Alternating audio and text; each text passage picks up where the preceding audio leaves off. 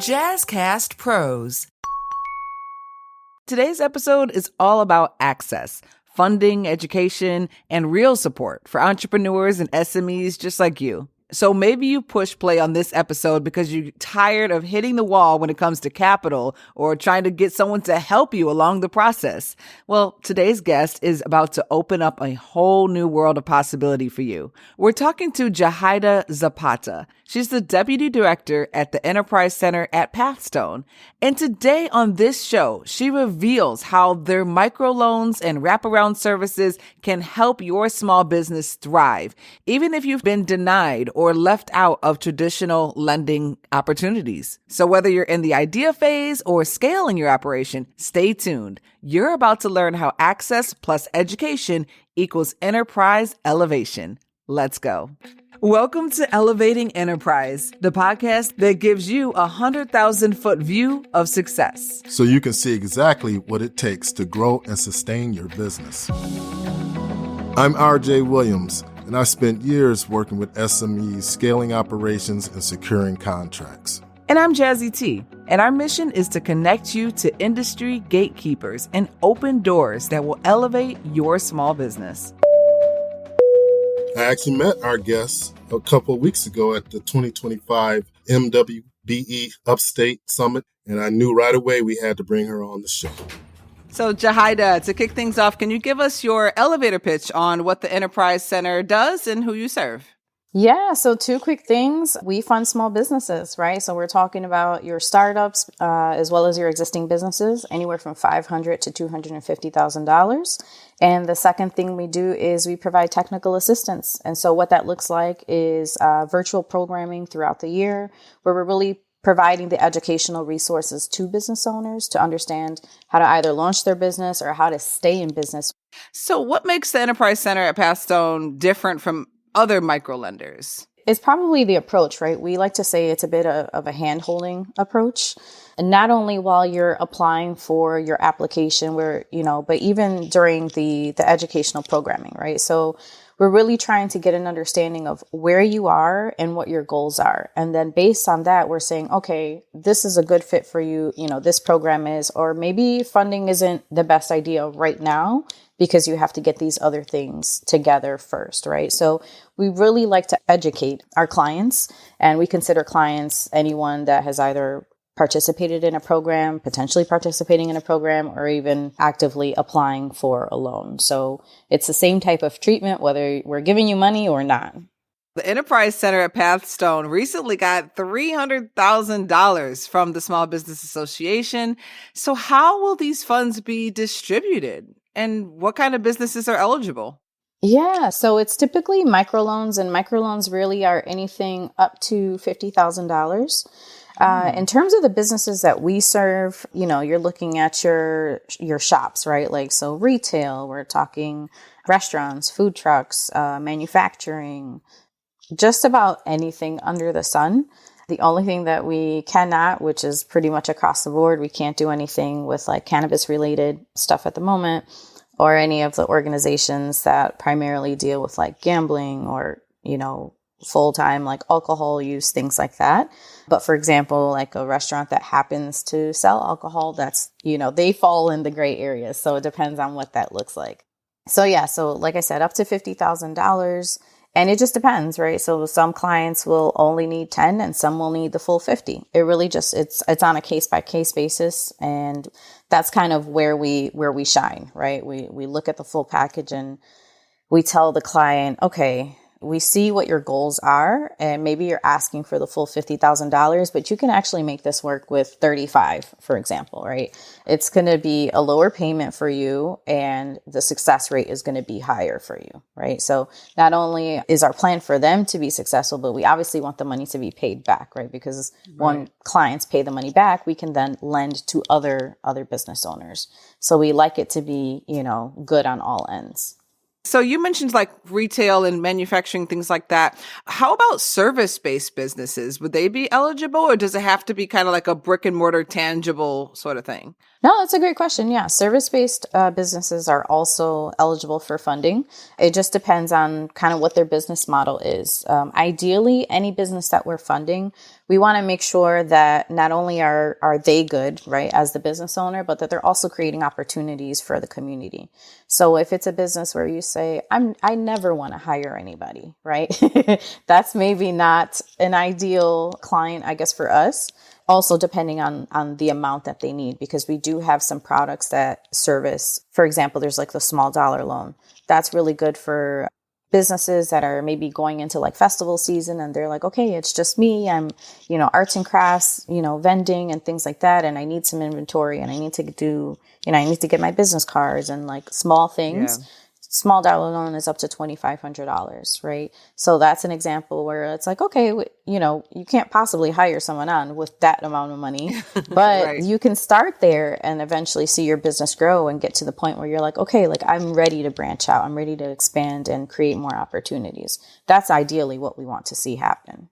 So that goes into what you were saying. What are some of the common funding barriers to maybe some underserved businesses in your experience? Yeah, so credit is always a big topic. I think anyone that you speak to in the industry is always going to say like it's a struggle, right? Some people just have had some issues with their credit.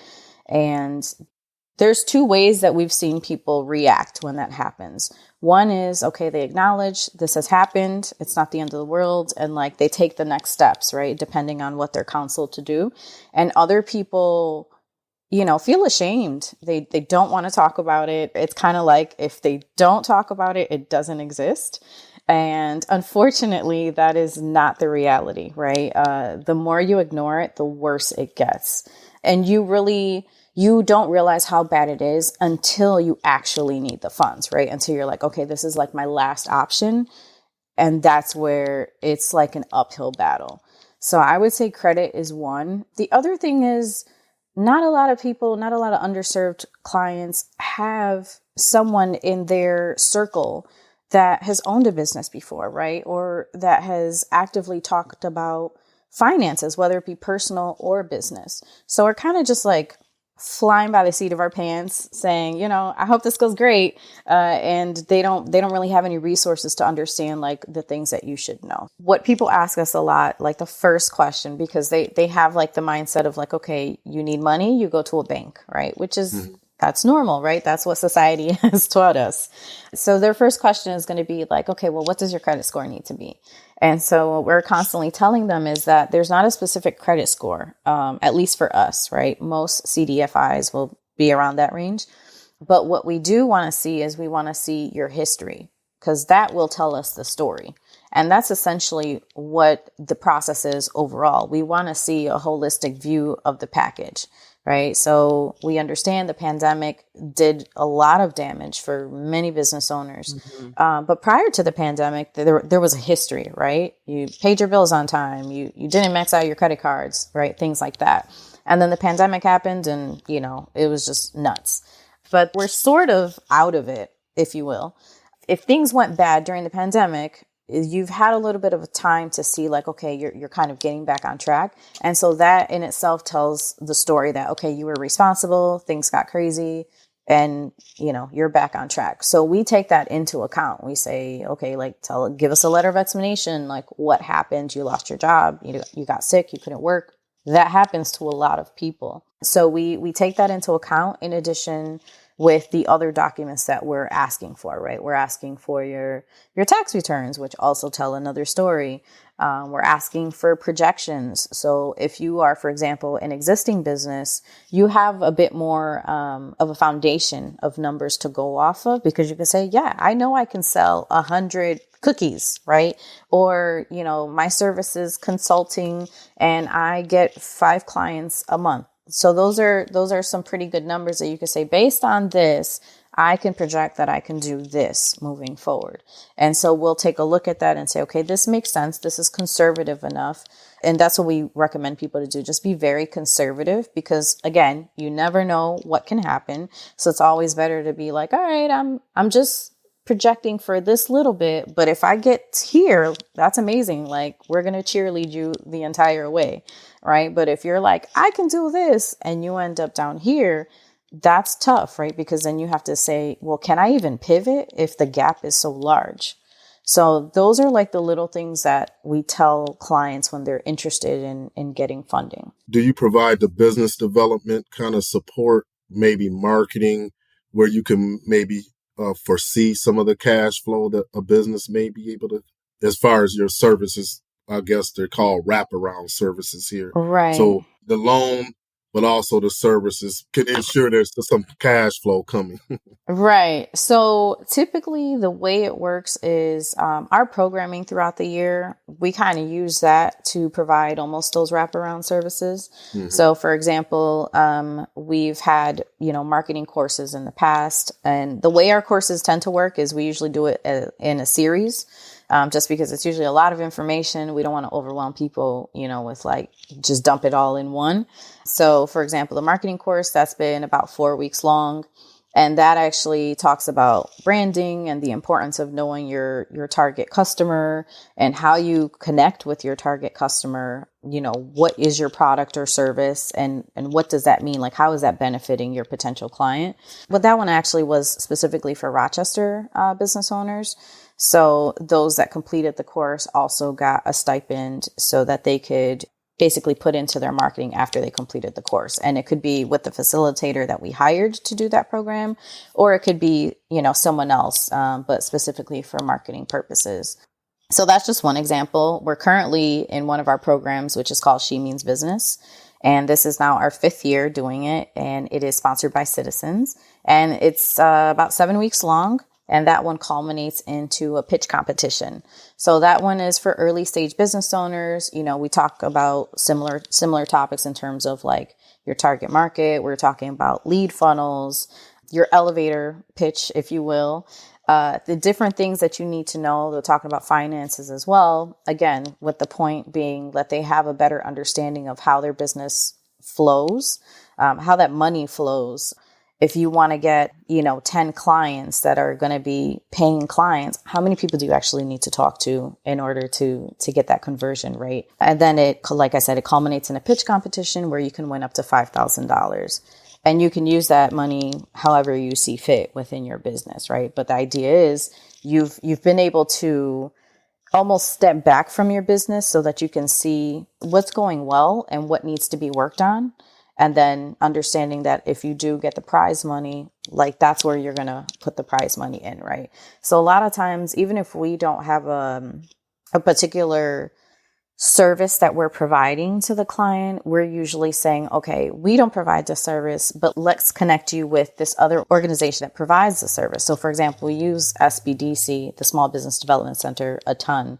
Like they help our clients with business plans, projections, things like that. And those are actually the 2 of the most common things that business owners need when they're going to go apply for funds and usually don't have, right? Because again, if you don't know what the process is, you're like, okay, where do I start? And so that's usually one of the organizations. SCORE is another one, Women's Business Center.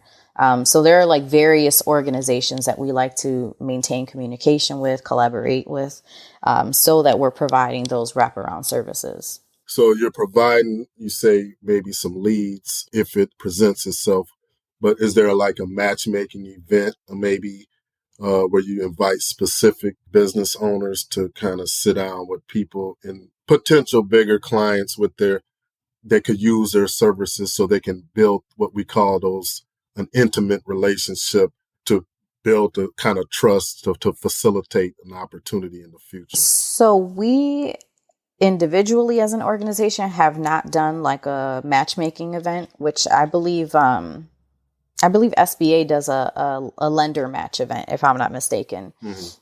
All that to say, we have participated in events similar to that, but us as the Enterprise Center at Pathstone, we have not individually done that. We don't do it on a larger scale. We do it a little bit on a smaller scale. So for example, we just had an event with 3 other CDFIs, which are community development financial institutions. So these are your community, lending organizations, if you will, that are providing these funds to small businesses. And so that organization brought in SBDC, Parachute Credit Counseling, and SCORE as well. And then the point of that program was for financial goal setting, right? So we don't just want to talk fluff, right? Like, okay, everybody has goals. It's beautiful. And then, but like, how do you put it into action? What's the next step, right? So that was the point of that organization. And then with these events that we do, we also like to bring in small business owners. So it's an opportunity for them, obviously, to network. So we brought in 2 clients to talk about their experience in getting funded, right? We also buy local food, right? So, the big chains, it's nice, right? You get a deal, but at the end of the day, the point is to support small businesses. So we're very intentional about where we put those dollars, and it just makes the most sense to, if you're going to say support local, then that means you have to put your money where your mouth is, right? So you bring in, for example, we had pastries from Colibri, which is a Mexican dessert. It's like a sweetbread. And then we also had different like finger foods from, this was in Buffalo, so from the bazaar. So we had, a variety of items there, which those are all local small business owners. So that's just an example of kind of what we do. So it is a little bit on a smaller scale than like the large organizations, but that's sort of to what you were asking. So I really want to kind of get into the mind of someone who's been working at Pathstone for a while. And for somebody who's listening to this, who is a small business owner, are there any advantages to coming in maybe as a program participant, then possibly going on to be in a pitch competition, and then I go to apply for my first big loan? Like, kind of walk me through the mindset of a person who's been working there and who you've seen benefit from everything you have to offer. That's a great question. And the reason, and I'll let you gather your thoughts as I kind of throw this out here. The reason I'm asking it in this way is because what we found along our journey as entrepreneurs and business owners is it's all about relationships. It's all about getting in the room. And, we just want to make that very plain and very clear. When you have good relationships with good people, you have a better chance of getting better results. Because it seems to me that may be the case. Somebody who's showed up to all your seminars, attended the workshops, been a vendor, Right. So just walk us through that. Yeah, no, that is a great point. So I would say the benefit of doing that is you tend to be more top of mind, right? Because if we're constantly seeing you in the classes, you show up to our events, every single time we hear of another event, even if it's not ours, and we know what your goal is, we're reaching out saying, hey, there's this event happening. Don't forget to sign up. Don't miss the deadline to do X, Y, and Z. So we do a lot of that. So I would say that's definitely one of the benefits of going in, starting in from programming. The other is there's nothing to lose, honestly, because the programming is free. Right. And we do that purposely because we don't want to create any additional barriers to the ones that are already existing. We tell people all the time, like, we're not going to sell you on a loan, right? If you need it and you want it, we are here and we're happy to sit down and talk to you about how this could potentially benefit you or not, right? It depends on what your circumstances are. But the best way to test us out, if you're like, I don't know these people, I don't know them from a hole in the wall, which is understandable, especially, right, because people are coming in with bad experiences from other places. And so we completely understand that. So we're like, hey, test us out. If you want, join a program. Again, you have nothing to lose. Once you've gained the knowledge, no one can take it from you, So why don't you just sign up and take the course and see if you like it? If we vibe together, right, then that's wonderful. If not, then that's okay. Like, we're still here. If you call us and say, hey, I'm looking for this resource, do you know where I can find it? And we'll be open and honest about where that is. So I would say that's definitely the benefit to entering, through the programming part first. And lastly, the information that you're going to get from the programming is going to help you by the time you get to the loan process. So there's no right or wrong way to do this. You can come to us first for a loan, or you can do it the programming way. Either way, we're going to give you the same assistance, right? It's just how ready do you feel, right? Are you still trying to figure things out with your business to say, am I pricing this right? Like, I don't know who my target client is, things like that. Then, okay, like join the programming. But if you're like, yeah, I think I got this. And even if you don't and you want to start with the loan, we can also help you along that way. How flexible are the terms in the loan, and what can the funds actually be used for? Like, do we need to provide receipts? Like, is it just for payroll? Is it for equipment? Like, Right. walk us down that path. Yeah. So for us, our terms, it depends on the product, but generally speaking, you have at least 5 years to pay off your loan. And then there are no prepayment penalties. So if you decide, business is going great and you're like, I just want to get this off my books, great. We're all happy, right? It's a fixed interest rate. So our rates average anywhere from 7.5 to 11.5 is the highest, but 11.5 is one specific product. The rest of our products are up to 10.5%. And like I said, it's a fixed interest rate. So there's no surprises. You're going to have the same payment month after month. And in terms of like what you can use the funds for, it's pretty open. People use it for working capital. You're talking your inventory, your equipment, payroll, leasehold improvements. So let's say you're leasing a place and we've seen this a ton of times where it's, it was a salon before and now you're converting it to, a clothing store or something like that, right? Depending on, and so that's something that we talk to the clients about too. Like we make sure that they're not getting themselves into these leases that are just going to destroy them because, right, year one, great. But like if your rent gets upped by like $2,000 in year 3, you need to know that that's going to be a charge that you need to be able to manage. So we want to make sure that we're looking through every single detail with them so that they're not getting themselves into trouble, right? Because that no one likes to be blindsided. But all in all, the funds can be used for just about anything. The only thing that, at least for our organization, we don't use the funds for are to pay off old debt. So, whether it's business or personal, you're like, yeah, I'm a restaurant. I bought this $5,000 oven because I needed it. That's great. But that's usually not what we're going to give you the funds for. We're not going to give you the funds to pay off an old debt. But if you need another oven or you need something else because now you're expanding, your services or your product, that's what you're going to use the funds for. How about trade conferences and trade shows where that's a lot of where some of the networking goes along? Are people able to use that for those events where they may be able to gain a customer list? Yes, it depends. So I would say depending on a couple things, like how much you're asking for. So for example, the small dollar loan that I mentioned earlier, which is up to $2,500, you can absolutely use that for that, right? Because it's a small amount of money, understandable.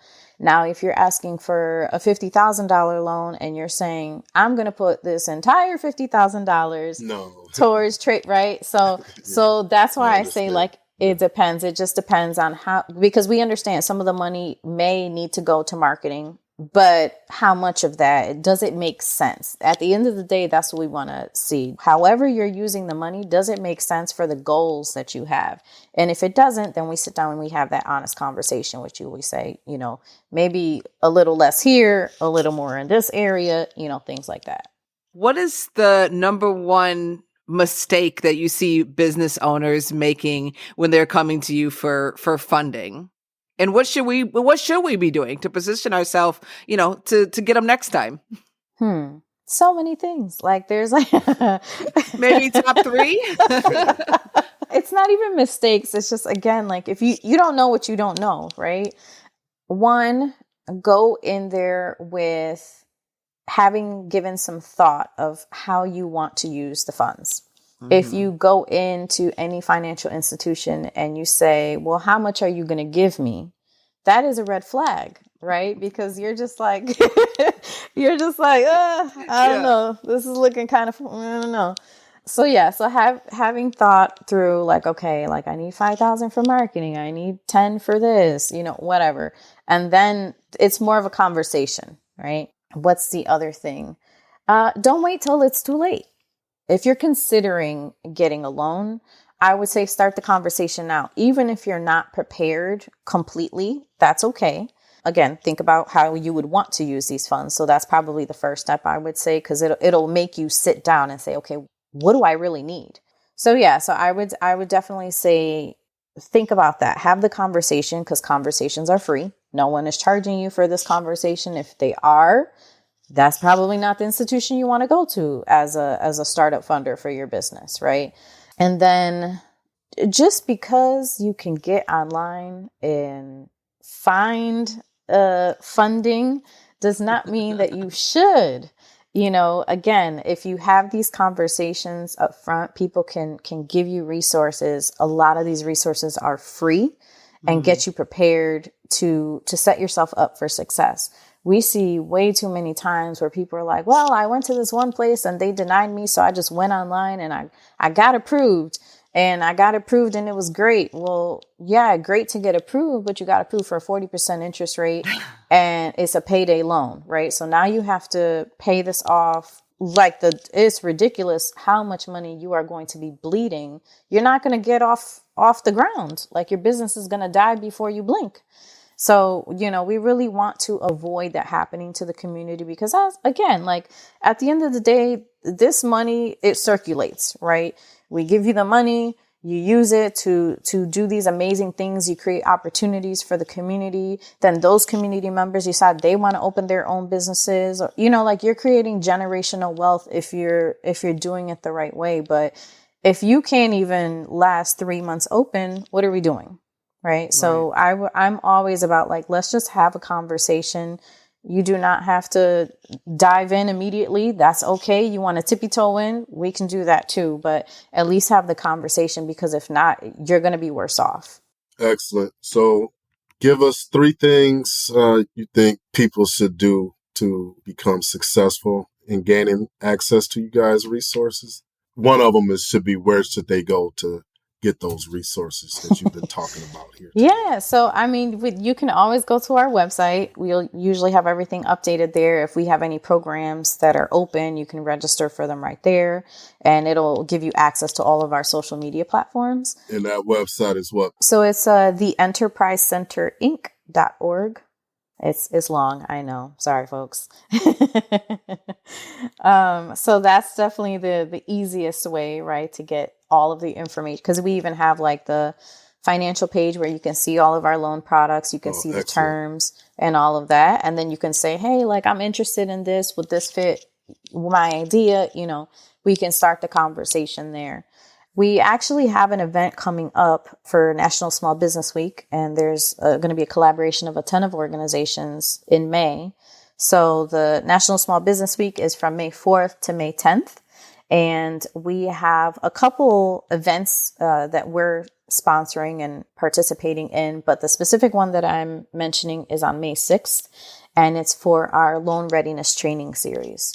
So this is a program that it's just an informational session. So I hope no one gets spooked out. Again, we're not selling you anything. We're just giving you information. But this really is to tell people, like, what that program is going to be about. That program is going to be in September, but in May, it's just an informational session to say why it's important. Is this a good fit for you in terms of like a program, and, what you would get out of it, what to expect from the program, and like what we expect from participants as well, right? Because this is, again, the programs are free, but we expect full participation. We expect attendance, right? We want to make sure that you are getting as much value as you possibly can from these programs, because, again, your success is our success. The website for that is nsbwroc.com. So they can see a list of the events that are going to be happening that week as well. Amazing. What motivates you? What lights you up about doing this work? Honestly, getting to talk to people, hearing their success. So we've had people, like you said, we have our faithfuls that sign up for everything, that come to everything, that like tell other people about our organization. And just seeing them from like when I started in 2020 to now, I've seen these businesses grow. Like I've seen them hire people on, get MWBE certified, gain, these large contracts. Like And every time we see them at, at the MWBE events or like random events that we're tabling at, they're like, hey, let me tell you what's happening now. And like, I just, I came in thinking I was going to do 500,000 and I'm actually past my goal. Right. So like we are seeing it before our eyes, like these amazing transformations that are happening. And like, I think that's the entire team. That's what we live for. Cause we're just like, because we're literally cheerleading the entire way. We're like, yes, you can do this, and again, like that's how people stay top of mind, because they're letting us know what's happening, whether it's good or bad. If they have to pivot, they're telling us what's happening and we're saying, okay, you need to pivot. Let's figure this out. Let's connect you with the resource that you need so that you can be successful. So I would say that is definitely what lights us all up. I love that. I'd like to thank our guests today and look forward to more enlightening conversations. It's so refreshing to talk to someone like Yahaira, who is a high-level executive at the Enterprise Center at Pathstone, and she kept it real. She gave us all the information without reservation, which really makes the path to funding feel a little less intimidating, don't you think? Here are my 3 key takeaways that you can put into action right away. Number 1, start with a plan. Before applying for any loan, know exactly how much you need and how you plan to use it. Lenders need to see intention, not guesswork. Number 2, build relationships early. Don't wait until you're desperate for funding. Join their workshops, show up to the events, let these organizations get to know you. Being top of mind can open doors you didn't even know existed. Number 3, help is available, so use it. Most of the programs offered by the Enterprise Center are free, whether it's a marketing series, a pitch competition, or a readiness boot camp. These resources can boost your business and your confidence. If you want to learn more, head on over to theenterprisecenterinc.org and check out the upcoming events for National Small Business Week at nsbwroc.com. And don't forget, your success is their success. So take that next step. Thank you so much for tuning in to the Elevating Enterprise. Make sure you subscribe to the podcast so you'll get alerts when the new episodes drop every Thursday. And don't keep all the goods for yourself. Share this podcast with someone who needs it. Until next time, keep dreaming, keep building, and keep elevating. Because success isn't overnight, it's strategic.